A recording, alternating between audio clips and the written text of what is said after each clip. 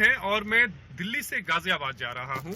ठीक सामने आप देखिए, ये रास्ता आनंद विहार की तरफ जाता है। इस रास्ते पर बैरिकेडिंग कर दी गई है। इस रास्ते पर पुलिस वाले मौजूद हैं। अगर कोई दिहाड़ी मजदूर इसे क्रॉस करना चाहता है तो उसे रोका जा रहा है। जो मजदूर है वो बड़ी तादाद में बॉर्डर को क्रॉस करना चाहते हैं। ये देखिए, ठीक सामने की तरफ सैकड़ों की तादाद में ये मजदूर बैठे हुए हैं और ये सारे के सारे बॉर्डर को क्रॉस करना चाहते हैं। बारी का इंतजार कर रहे हैं। शाम से बैठे हुए हैं, कुछ रात से बैठे हुए हैं, कुछ सुबह आए हैं। इनका साफ तौर पे कहना है कि हमें बॉर्डर को क्रॉस करना है। कई परिवार हैं यहाँ पर, सारे के सारे बॉर्डर को क्रॉस करना चाहते हैं यहाँ पर। और हालांकि प्रशासन का साफ कहना है कि किसी को पैदल जाने की इजाजत नहीं दी जा सकती। यानी अगर आप गाजियाबाद में इंटर करना चाहते हैं तो आपको इजाजत नहीं दी जाएगी पैदल जाने की। प्रशासन की तरफ से यह भी कहा जा रहा है कि सबको खाने पीने की जो चीजें हैं वो पहुंचाई जा रही हैं। इसके अलावा ये जो मजदूर बैठे हुए हैं, जो अपने घर जाना चाहते हैं, इनके लिए बसों का इंतजाम किया जाएगा, लेकिन किसी को भी पैदल जाने की इजाजत नहीं दी जाएगी। देख सकते हैं, सैकड़ों की तादाद में ये जो मजदूर हैं वो अपने घर जाना चाहते हैं। कमोवेश जब आप बॉर्डर की तरफ आएंगे तो इसी तरह आपको परिवार मिल जाएंगे। ठीक सामने देखिए, गाजियाबाद में इंटर करने के लिए, और ये दिल्ली पुलिस ने लगाया है। थोड़ी दूर पर गाजियाबाद का बॉर्डर है। ये दिल्ली पुलिस की तरफ से सुरक्षा की गई थी ताकि आगे ना जाए। आगे गाजियाबाद की तरफ से भी एक लेयर की सिक्योरिटी रखी गई है ताकि कोई भी जो मजदूर है वो पैदल आगे ना जा पाए। यानी अगर यहां से भी कोई मजदूर निकल जाता है, तकरीबन 1 किलोमीटर होगा, और उसके बाद भी अगर वो बॉर्डर तक भी पहुंच जाता है तो बॉर्डर को क्रॉस नहीं करने दिया जाएगा। तो कमोवेश यही स्थिति है दिहाड़ी मजदूरों की। बैठे हुए हैं, स्वयंसेवी संस्थान कुछ मदद कर रहे हैं, सरकार की तरफ से भी कुछ मदद हो रही है, लेकिन उनको जाना है तो जाना है, और बस वो अपनी बारी का इंतजार कर रहे हैं कि जल्दी से उन्हें उनके घर पर पहुंचा दिया जाए। आशीष सिन्हा, इंडिया न्यूज। और वहीं अहमदाबाद में मजदूरों को आगे बढ़ने से रोका गया तो उन्होंने पुलिस पर पथराव कर दिया। दरअसल ये मजदूर घर जाने के लिए गाड़ी दिलाने की मांग कर रहे थे। मजदूरों की भीड़ को पुलिस ने रोकने की कोशिश की, लेकिन जवाब में उन्हें पथराव यहां पर मिला है। प्रवासी मजदूरों को रोकने की कोशिश यहां पर की गई थी तो उन्होंने यहां पर जमकर बवाल कर दिया, पथराव पुलिस पर शुरू कर दिया। पुलिस के साथ मजदूरों की इस भिड़ंत की तस्वीरें जो आप देख रहे हैं वो इसीलिए क्योंकि उन्हें घर जाने से रोका गया था। उनसे बातचीत करने की जब कोशिश की गई तो यहां पर मजदूरों ने पुलिस के ऊपर पत्थर फेंकना शुरू कर दिया।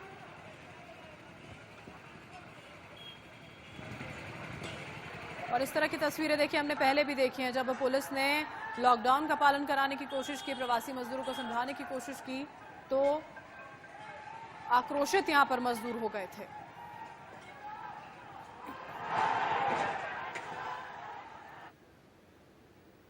और वहीं चंडीगढ़ में सड़कों पर किस तरह की कतारें नजर आ रही हैं, इसकी तस्वीरें भी हम आपको दिखाते हैं हमारे सहयोगी विपिन परवार की इस रिपोर्ट में। लॉकडाउन के चौथे भाग की शुरुआत हो चुकी है और ऐसे में एक तस्वीर जो नहीं बदली है, देश के अलग अलग कोनों से लगातार देखने को मिल रही है, वो है प्रवासी मजदूरों का पलायन। ऐसे में सरकारों की ओर से व्यवस्था की गई है कि बसेज और स्पेशल ट्रेन भी चलाई गई हैं, लेकिन फिर भी अपने गंतव्य तक पहुंचने के लिए जो है वो पैदल, कभी पक्के रास्तों पर कभी कच्चे रास्तों पर प्रवासी मजदूर जो है वो जा रहे हैं। ऐसी परिस्थितियों में आप देख सकते हैं कि चंडीगढ़ प्रशासन की ओर से भी एक कवायद शुरू की गई थी, एक मुहिम शुरू की गई थी कि प्रवासी मजदूरों को उनके घर तक पहुंचाया जाए। लेकिन जो एक प्रोसेस है उसको फॉलो करने के लिए पहले ये जिस भी इलाके में चंडीगढ़, पंचकुला या आसपास के जहां भी रह रहे हैं, वहां से कई किलोमीटर्स का पैदल सफर कर कर इनको 43 बस अड्डे पहुंचना होता है। 43 बस अड्डे तक के लिए कोई इनको दी गई हैं, लेकिन इस तरह की स्थिति सामने आ जाना परेशानी को और बढ़ाने वाली बात है। नोएडा की अगर हम बात करते हैं, देखिए मजदूरों के हंगामे की खबर नोएडा से भी फिलहाल सामने आई। नोएडा के सेक्टर 63 में एक एक्सपोर्ट कंपनी के बाहर वेतन न मिलने से परेशान जो मजदूर और कर्मचारी थे वो इकट्ठा हो गए, उन्होंने हंगामा कर दिया। कर्मचारी 3 महीने का वेतन न मिलने से परेशान हैं। इस दौरान वो सोशल डिस्टेंसिंग भूल गए, परेशानी उनकी इतनी थी। हंगामे की खबर मिलने पर मौके पर पहुंची पुलिस जो है उसने वहां पर उनसे बातचीत करने की कोशिश जरूर की थी। वेतन नहीं मिलने से ये नाराज थे मजदूर जो थे। 3 महीने से इनका कहना है कि इनको वेतन नहीं दिया गया और इसी वजह से इतनी संख्या में ये वहां पर पहुंचे। और वहीं दिल्ली के मयूर विहार इलाके में भी सड़क के किनारे काफी संख्या में मजदूर जमा हो गए हैं। ज्यादा जानकारी दे रहे हैं हमारे संवाददाता Aditya Nair. Migrant labour crisis जो है दिन प्रतिदिन बढ़ ही रहा है और मैं अभी दिल्ली के मयूर विहार में खड़ा हूं और यहाँ पे मैं आपको ये लाइन दिखा दूं। ये जो लंबी लाइनें दिख रही हैं आपको, ये यहाँ के गवर्नमेंट स्कूल के बाहर खड़ी ये लाइन है। और ये लाइन इसलिए है कि यहाँ पे जितने भी माइग्रेंट लेबरर्स हैं जो बिहार से आए हैं, वो लोग यहाँ पे लाइन लगा के खड़े हैं ताकि यहाँ पे जो बिहार के लिए जाने वाली जो स्पेशल ट्रेन है उसके लिए इनका नाम रजिस्टर हो पाए। उसी के चलते इन लोगों ने अपने यहाँ पे मयूर विहार की यहाँ स्कूल के बाहर लाइन लगाई हुई है। ये देख आपको मैं अभी थोड़ी देर में दिखाऊंगा कितनी लंबी लाइन है यहाँ की और कितने सारे लोग हैं यहाँ पे। आप अपने टीवी स्क्रीन पे भी देख पाएंगे कि सोशल डिस्टेंसिंग मेंटेन नहीं हो रहा है, लोग अभी दूरी नहीं बना के रख पा रहे हैं। पर सवाल यही उठता है कि जब लोग तड़प रहे हैं अपने घर जाने को, जब लोगों को यहाँ पे खाना नहीं मिल रहा है, जब पैसे नहीं मिल रहे हैं, तो ऐसे में क्या लोग अपनी सेहत का पहले ख्याल रखेंगे या कैसे न कैसे करके घर जाने की वो तड़प में ये लोग अपने सोशल डिस्टेंसिंग और अपने हेल्थ को भूल रहे हैं। तो कहीं ना कहीं सरकार पे बहुत सारा सवाल उठता है और प्रशासन पे बहुत सारा सवाल उठता है कि क्यों ऐसा हो रहा है कि हमारे माइग्रेंट लेबरर्स को इतनी दिक्कतें फेस करनी पड़ रही हैं, इतनी प्रॉब्लम्स फेस करनी पड़ रही हैं। और एक बहुत सिंपल सोल्यूशन कि इनको कैसे भी करके घर पहुंचाया जाए वो नहीं पूरा हो पा रहा है। कैमरा पर्सन पवन के साथ मैं आदित्य नायर, इंडियन न्यूज, दिल्ली। और लॉकडाउन 4.0 में श्रीनगर से किस तरह की तस्वीरें निकलकर सामने आ रही हैं, हमारे सहयोगी आरिश बिलाल की इस रिपोर्ट से समझिए। लॉकडाउन के चौथे चरण का पहला दिन है। आज श्रीनगर में हम एक अच्छी खासी मूवमेंट देख रहे हैं। आप देख रहे हैं कि लोगों का काफ़ी चहल पहल है श्रीनगर में। हालांकि जो प्रशासन है उन्होंने कहा है कि कल तक जो पिछला आदेश था वो कल तक जारी रहेगा और कल यानी 19 मई को दोबारा से रिव्यू लिया जाएगा और बाद में फैसला लिया जाएगा कि जो मिनिस्ट्री ऑफ होम अफेयर्स की तरफ से नई गाइडलाइंस आई हैं तो उनको कैसे इम्प्लीमेंट किया जाएगा।